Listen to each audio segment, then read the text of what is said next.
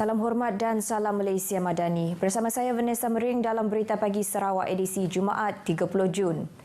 3 lagi tempat transit gelandangan TTG yang bakal dibina di Sarawak akan mengguna pakai aktiviti-aktiviti yang dilaksanakan di TTG Sibu berikutan rekod kejayaannya dalam membantu golongan berkenaan. Menteri Pembangunan Wanita, Kanak-kanak dan Kesejahteraan Komuniti Datuk Seri Fatimah Abdullah berkata sejak mula ditubuhkan, TTG Sibu yang merupakan pusat transit pertama seumpama itu di negeri ini terbukti mencapai sasaran kerajaan dalam memastikan golongan gelandangan kembali kepada keluarga masing-masing selain berupaya untuk berdikari dan menjana pendapatan sendiri. Ianya berjaya sebab aktiviti kita we walk another step ya, selain daripada memberi tempat tinggal yang selamat, yang bersih ya, dan ada makanan juga diberikan, latihan diberikan supaya akhirnya mereka dapat berdikari. Now we have gelandangan yang telah berjaya mendapat pekerjaan sebab we do job matching also. Beliau berkata demikian kepada pemberita selepas majlis pengagihan daging korban di Kuching. Menurutnya lagi, TTG Sibu juga telah berjaya menurunkan jumlah gelandangan sekaligus menyelesaikan isu gelandangan di bandar berkenaan. 3 TTG baharu tersebut bakal dibina di Bintulu, Miri dan Kuching bagi mengatasi isu berkenaan selain memastikan golongan tersebut turut menyumbang kepada pembangunan masyarakat setempat. Dalam perkembangan yang sama, beliau turut berkata TTG Kuching bakal beroperasi pada Oktober dan boleh memuatkan 40 individu dalam satu masa. Cabaran besar bagi menjalankan serta menguruskan ibadah korban ialah menyediakan lembu atau kerbau untuk dikorbankan. Situasi ini turut dirasai oleh badan atau pihak masjid yang menguruskan ibadah korban di Bintulu. Pengerusi Persatuan Anak Vai Bintulu PAVB Pandi Suhaili yang sejak beberapa tahun menguruskan untuk mencari lembu dan kerbau bagi keperluan ibadah korban mengakui agak sukar mendapatkan bekalan ternakan tersebut. Malah beliau pernah terpaksa mencari di seluruh Sarawak sehingga ke Keningau, Sabah untuk mendapatkan bekalan lembu dan kerbau. Of course lah, kalau kita lihat dari segi kesukarannya memang susah.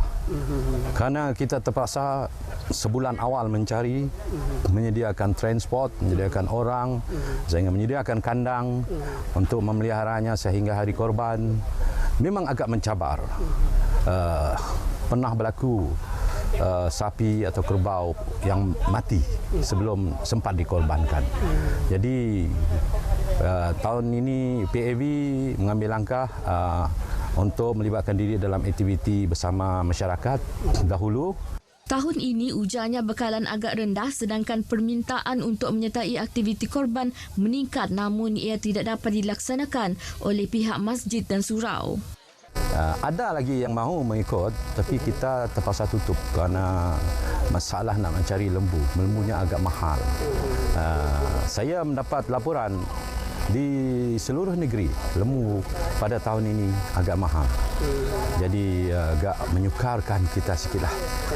Kita berharap ya pihak berwajib dapat mengambil tindakan yang sebaiknya agar harga lembu ini dapat dikawal supaya tidak terlalu tinggi dan membolehkan umat Islam khususnya pada Hari Raya Korban begini dapat membuat amal dengan harga kos yang berpatutan.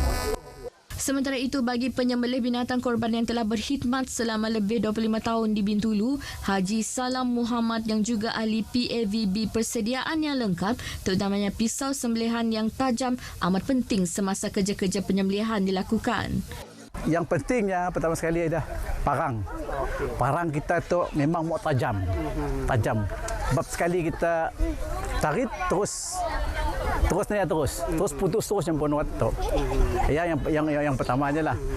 Selain daripada persiapan kita pun lagi pun anggota kita, teknik kita, cara kita nak belih ya. Sebab ialah ada teknik pun parang pun si tajam pun ambil kekuatan juga. Kalau parang tu tajam, kita sekali kita narik saja terus habisnya. Sepanjang melakukan penyembelihan, beliau tidak pernah berdepan situasi berbahaya. Hanya terdapat binatang korban yang lari atau mati sebelum sempat disembelih. Bagi pengerusi Jawatankuasa Pengurusan Masjid Baharu Kampung Asyakirin bin Tulu, Yusof Ali, aura masjid baru itu menarik ramai penduduk bersama-sama menyertai aktiviti korban tahun ini. Jadi apabila dah masjid ini dah sudah meriah, ya, dia imarahkan, maka dengan sendirinya pada hari ini kita tengok ramai yang hadir. Dan ini sebahagian daripada karya masjid baru inilah.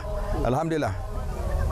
Itu satu daripada penyebabnya lah, yang kerana masjid baru ini dia masih lagi baru dan aura dia masih lagi dapat menarik penduduk sekitar untuk sama-sama solat di masjid inilah. Alhamdulillah lah. Sebanyak 4 ekor lembu korban telah diuruskan di masjid tersebut. Seekor daripadanya merupakan sumbangan Adun Tanjung Batu, Johnny Pang. Cadangan projek naik taraf lapangan terbang Miri akan meningkatkan keupayaannya dalam mengendali jumlah penumpang yang semakin meningkat. Menteri Pengangkutan Sarawak Datuk Seri Lee Kim Shin berharap Kerajaan Persekutuan dapat meluluskan projek tersebut dengan kadar segera. Menurut Datuk Seri Lee, antara skop kerja yang dicadangkan termasuklah penambahan aerobridge dan apron dan meluaskan bangunan terminal sedia ada. Selain itu, kawasan terminal penumpang perkhidmatan udara luar bandar juga perlu ditambah baik serta keperluan menambah bilangan kaunter daftar masuk dan fasiliti lain.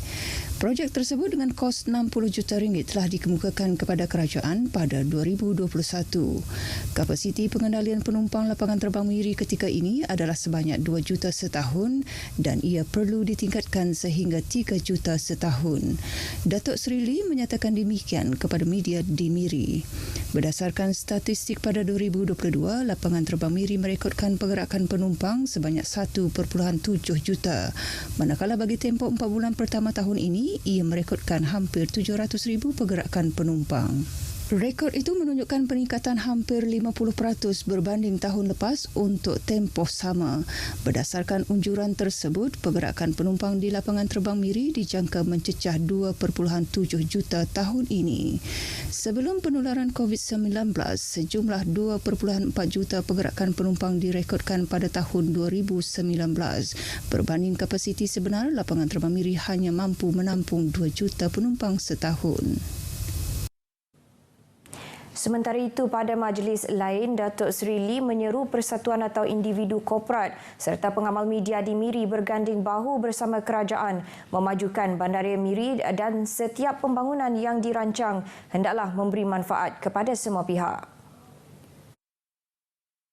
Jelas Datuk Seri Lee, visi pihak pentadbir di Miri adalah untuk menjadikan Bandaraya Miri sebagai bandar pintar, hijau dan mampan. Oleh itu, banyak usaha perlu dilakukan untuk menjayakan hasrat tersebut, termasuk pengamal media yang berperanan menyebar luas dasar serta perancangan kerajaan ke arah visi tersebut. Badan atau individu korporat juga diminta untuk sama menyumbang sama ada dari segi kewangan, kepakaran atau khidmat kepada komuniti. Beliau berucap pada Majlis Penghargaan Persekutuan Persatuan Cina Sarawak Miri di Miri. Memenuhi keperluan asas rakyat di luar bandar dan pedalaman Sarawak bukan satu tugas mudah. Cabarannya bukan sedikit, terutama aksesibiliti atau kebolehcapaian ke kawasan yang masih menggunakan sungai sebagai medium pengangkutan. Wartawan Syadikin Bahrain menyelami kepayahan agensi kerajaan dan pemaju industri pembinaan prasarana dalam menyediakan skim elektrik alternatif luar bandar Sarawak SARES di Ulu Song Kapit. Membangunkan fasiliti lengkap tenaga solar mungkin kedengaran sebagai sesuatu kerja yang mudah. Namun sebenarnya pelaksanaannya menguji kemampuan logistik. Terletak lebih 30 km dari Pekansong, Rumah Sanda bukanlah sebuah kampung yang mudah untuk diakses. Kalau pergi sungai, kadang tu ada kayu jatuh ke. Kalau macam inilah, kalau pakai balaknya Jaya pun ada kayak tu mesin ada ribet kuatnya kan. Pasal seorang buat sesuatu kecil. Kata Ketua Rumah Sanda itu benar, walaupun terdapat jalan ke rumah panjang tersebut, tetapi setiap pemandu akan berdepan risiko terpaksa berpatah balik atau bermalam lebih lama di tempat lain jika jalan balak yang terbina lebih 10 tahun lepas itu rosak atau terputus. Jadi, sungai pun menjadi satu-satunya pilihan yang lebih baik. Kru RTM mengalami sendiri pengalaman menyelusuri sungai yang indah ini untuk ke destinasi kami. Namun, ia tidak memberi laluan mudah kepada kami. Ini antara cabaran yang terpaksa dihadapi oleh para pembekal elektrik ke Hulu Sarawak seperti di kawasan Som ini. Dan kami telah menolak bot seperti ini lebih kurang berapa lama? 3 jam. Perjalanan air ini sebenarnya mengambil 5 jam lebih untuk tiba di destinasi kami dan perjalanan seperti ini memerlukan lebih kurang 19 liter minyak petrol untuk bot kami yang menelan kos RM50. Beginilah situasi yang terpaksa dihadapi agensi pemaju yang bertanggungjawab memantau, membangun dan menyelia projek SARES ini sehingga siap. Peralatan-peralatan solar ini terpaksa dibawa melalui jalan sungai. Kampung-kampung di kawasan Sungai Musah tidak mempunyai, kebanyakan kampung tidak mempunyai akses jalan. Ini merupakan salah satu cabaran dari 540 projek SARES yang dilaksanakan di seluruh pelosok Sarawak. Bagi kami, perjalanan ini satu pengalaman yang susah untuk dilupai, namun bagi pemandu bot Jimmy Ingkong, ia adalah kehidupan. Air langkang susah naik hulu sungai. Kalau air besar, senanglah naik. Jimmy telah menjadikan kejayaannya mengemudi bot ini sejak lebih 30 tahun lepas dan akan terus berbakti sehingga perkhidmatannya tidak diperlukan lagi. Sungai ini menjadi manifestasi pembangunan utiliti di rumah sanda yang sebelum ini dihiburi dengan bunyi generator setiap hari demi membekalkan elektrik untuk menyalakan lampu selepas senja. Kini, suasana kampung lebih senyap dan sejuk selepas projek SARES dijayakan. Syadikin Bahrain, RTM. Kementerian Utiliti dan Telekomunikasi Sarawak telah menubuhkan Jawatan Kuasa Koordinasi Telekomunikasi yang sebelum ini dikenali sebagai Telecommunication Engagement. Jawatan kuasa itu berfungsi sebagai saluran untuk melapor perkembangan projek serta isu lain berkaitan telekomunikasi di negeri ini. Dalam satu mesyuarat yang telah diadakan di Kuching, Menterinya Datuk Julaihi Narawi berkata ia juga boleh menjadi medium mengutarakan isu dan cabaran dalam menangani projek yang tertangguh. Selain itu, menyedia ruang untuk menyelesaikan isu atau cabaran selain sebagai pemudah cara pelaksanaan sebuah projek dan lain-lain hal berkaitan telekomunikasi di Sarawak. Beliau pada mesyuarat itu mencadangkan beberapa strategi yang boleh dipraktikkan. Ini termasuklah pelaksanaan bersepadu infrastruktur telekomunikasi seperti bekalan elektrik, jalan raya dan tapak. Turut ditekankan kempen anti-vandalisme bagi mengekang kegiatan vandalisme yang dilakukan ke atas infrastruktur fasiliti telekomunikasi. Paparan itu tadi mengakhiri Berita Pagi Sarawak edisi Jumaat 30 Jun. Seterusnya ikuti Selamat Pagi Malaysia selepas ini bersama Ismail dan Syuhaida. Salam Malaysia Madani.